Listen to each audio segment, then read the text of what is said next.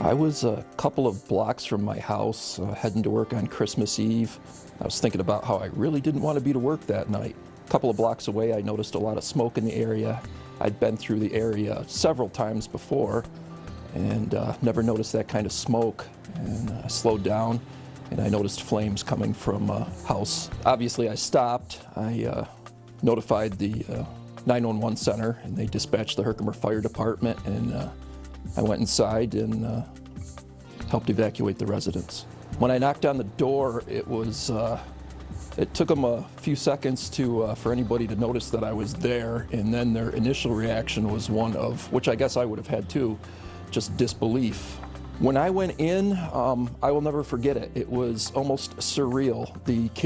There were two kids sitting on the couch watching a Christmas Eve special, dressed up in their holiday clothes. There were some family members, friends gathered in the back kitchen, and it was almost like I stepped into a scene where there was absolutely no fire whatsoever. I did the best I could to try and get everybody together across the street, with the children, with Mom. The opportunity to save the kids' Christmas gifts wasn't there because of at that point the fire had spread rapidly and there was a lot of smoke, and I had to get out of the house. Everybody says I don't feel like a hero, when they encounter things like this, and it's true, I don't. I feel I did the same thing that anybody else would have done. I was just in the right place at the right time. I'm honored, I'm surprised, and I'm humbled. I'm very grateful.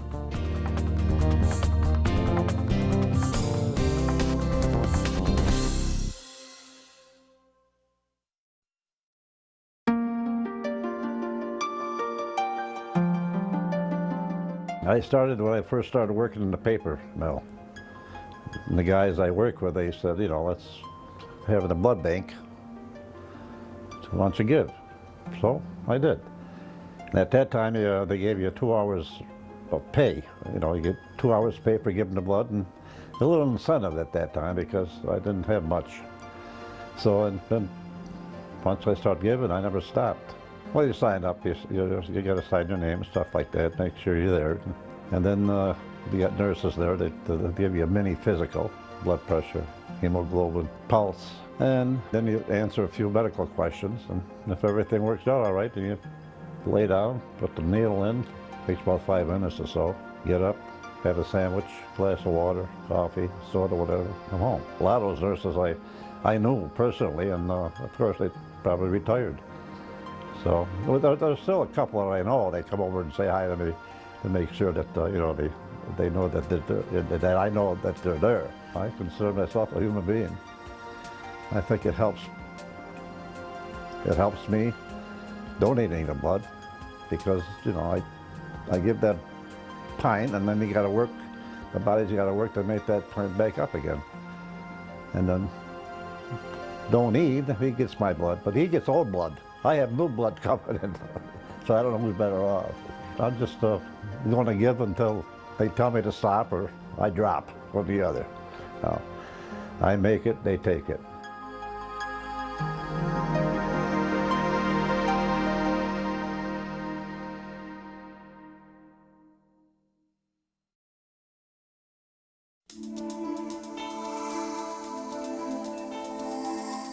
My fiance and I have always been active in animal rescues, and in 2010 she actually decided that she wanted to officially start a rescue.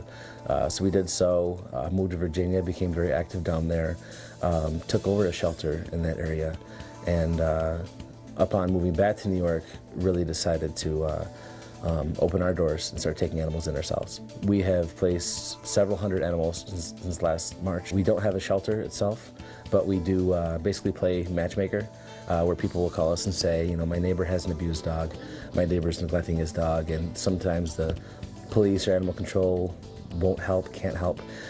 So we have ways of kind of sitting with people and saying, listen, nobody's winning out of the situation, what can we do to help? On top of doing rescues in the area, we're also very involved with going down to New York City. There are several shelters down there which have 2-3 day limits as the max they can have an animal before they'd be put down. So we've gone down there several times to bring animals in the area, to get them adopted, to get them into foster care. One of the most significant projects we've been involved with is called the Puppy Rescue Mission. What they do is they